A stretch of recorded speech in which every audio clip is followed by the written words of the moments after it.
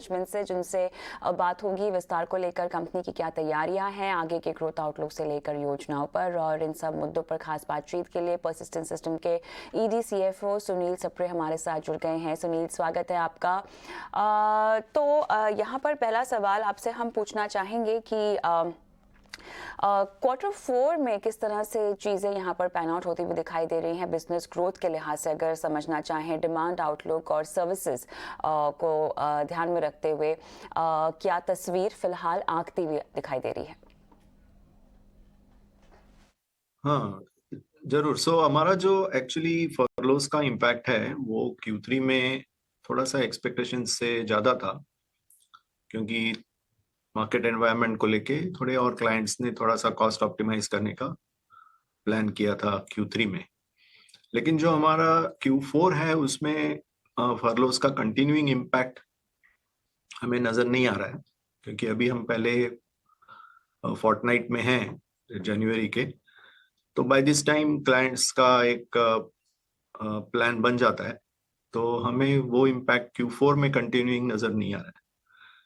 जहां तक सर्विसेज और आईपी रेवेन्यू ग्रोथ की बात है, तभी आप देखेंगे कि हमारा सर्विसेज रेवेन्यू जो है 3% से ग्रो हुआ है Q3 में, और आईपी रेवेन्यू 8.6% से ग्रो हुआ है। सर्विसेज रेवेन्यू में हेडविंड था, less number of billing days जो है Q3 में, और फरलोज हैं। ये दोनों को ध्यान में रखते 3% is a good growth that we have been able to achieve in services revenue. और आईपी रेवेन्यू के लिए ये क्वार्टर थोड़ा सीजनली स्ट्रांग रहता है। Q4 जो यूएस में क्लाइंट्स हैं उनका ये Q4 रहता है, जो हमारा Q3 है। तो वो हिसाब से आईपी रेवेन्यूज का ग्रोथ भी अच्छा आया। लास्ट क्वार्टर में भी 18.1% क्वार्टर ऑन क्वार्टर ग्रोथ आया था, और ये क्वार्टर में 8.6% आईपी रेवेन्यूज बढ़े हैं।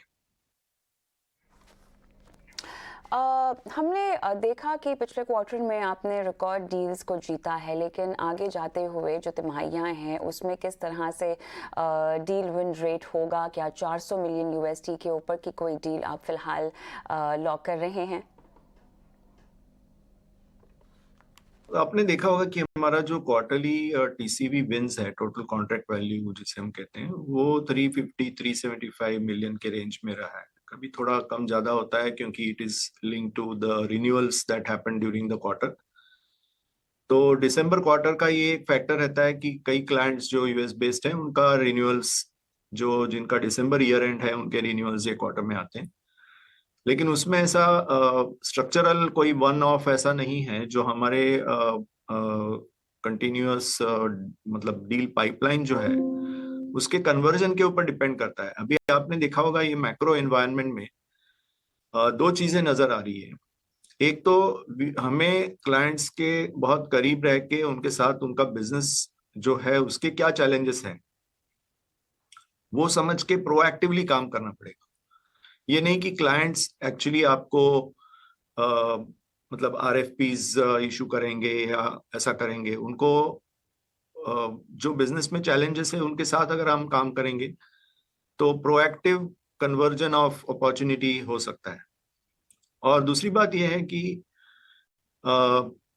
जो कंजम्पशन हुआ है आईटी का इन 21 एंड 22, आपने देखा होगा कि सॉलिड टेलविंड रहा है इंडस्ट्री को। तो वो जो आईटी स्पेंड है वो ऑप्टिमाइज कैसा किया जाए, या तो कॉस्ट ऑप्टिमाइजेशन आप उसको कहो, या तो जो स्पेंड है उससे बेनिफिट कैसा मिल सकता है क्लाइंट्स को, ये दूसरा एक मेजर थीम है जिसके ऊपर हम काम कर रहे हैं। और ट्रेंड अगर आप देखेंगे तो हमारी उम्मीद तो यही रहेगी और कोशिश रहेगी कि ये हमने जो 400 मिलियन का थ्रेशोल्ड क्रॉस किया है उसको हम मेंटेन कर सकें। जो सीजनैलिटी तो रहेगी इसमें, it is not like revenue, क्योंकि ये जब भी कोई ऑर्डर हम विन करते हैं तो वो एक क्वार्टर में रिफ्लेक्ट होता है, सब्सिक्वेंट क्वार्टर्स में उसका रेवेन्यू आता है। तो लॉन्ग टर्म डील्स हम ज्यादा बुक करने की कोशिश कर रहे हैं।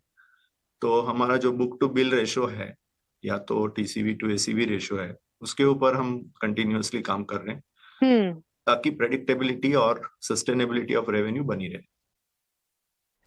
मार्जिन्स की बात करें तो लगभग 10 तिमाहियों के बाद मार्जिन्स एक्सपैंड हुए हैं 15% के ऊपर, लेकिन अब सवाल ये है सुनील जी कि कितना सस्टेन हो पाएगा?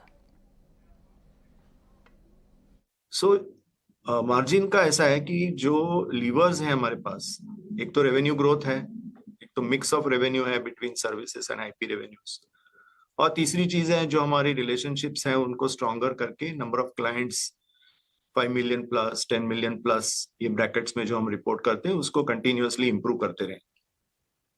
और जो बैलेंस कॉस्ट साइड में है that is more dependent on the availability of talent, market situation की टैलेंट के लिए हमें कितना चैलेंजेस है मार्केट में, और कॉस्ट बेस कैसा ऑप्टिमाइज किया जाए। तो आपने देखा होगा कि लास्ट ईयर के Q4 में और ये साल के Q1 में हमने टोटली 3000 प्लस फ्रेशर्स ऐड किए थे, जो हमारी हिस्ट्री में काफी बड़ा नंबर था। लेकिन जो मार्केट की सिचुएशन थी, जो टैलेंट एनवायरनमेंट था, that it was difficult to find adequate number of lateral hires in the market. We had to take that particular approach and that has helped कि जिससे हमारा कॉस्ट बेस इंप्रूव हो रहा है। और उसके चलते आपने देखा होगा कि ये EBIT margin on consistent basis बढ़ा है, 15% क्रॉस किया है आपने, सही कहा। और हमारी कोशिश है कि ये लीवर्स ऑपरेट करके हम इसको on A continuous basis improve करते रहें। क्लाइंट लिस्ट के लिहाज से हम कंट्रीब्यूशन देखें तो उसमें थोड़ी सी कमी आती हुई दिखाई दे रही है। कोई खास स्पेसिफिक इशू जो हो रहा है, और क्लाइंट बजट्स को लेकर आउटलुक क्या होगा? पहली बात तो टॉप 5 क्लाइंट्स में, जैसे हमने लास्ट क्वार्टर में भी कहा था कि हमारे टॉप क्लाइंट में हमें थोड़ा वीकनेस नजर आया है, थोड़ा रैम्प डाउन हुए हैं Q2, और जिसका इम्पैक्ट Q3 में भी आया है थोड़ा। और दूसरा तो ये फरलोस का इम्पैक्ट है, जिसमें टॉप 5 क्लाइंट्स का परसेंटेज कम हुआ है। अगर दूसरी चीज आपने पूछी, जो ओवरऑल डील मोमेंटम जो है और ऑर्डर विन मोमेंटम जो है, वो जो पाइपलाइन है across, we are working, if you see between 3 to 5, 5 to 10, 10 to 20, ये सारे क्लाइंट बकेट्स में हमारी उम्मीद ये है कि जो हमारा रेवेन्यू पर क्लाइंट है उसको हम कंसिस्टेंटली कैसा इंप्रूव कर सकें। तो ओवरऑल अप्रोच आप अगर देखेंगे तो क्लाइंट कॉन्सेंट्रेशन जिसे हम कहते हैं, वो परसिस्टेंट का एक लेवल में था।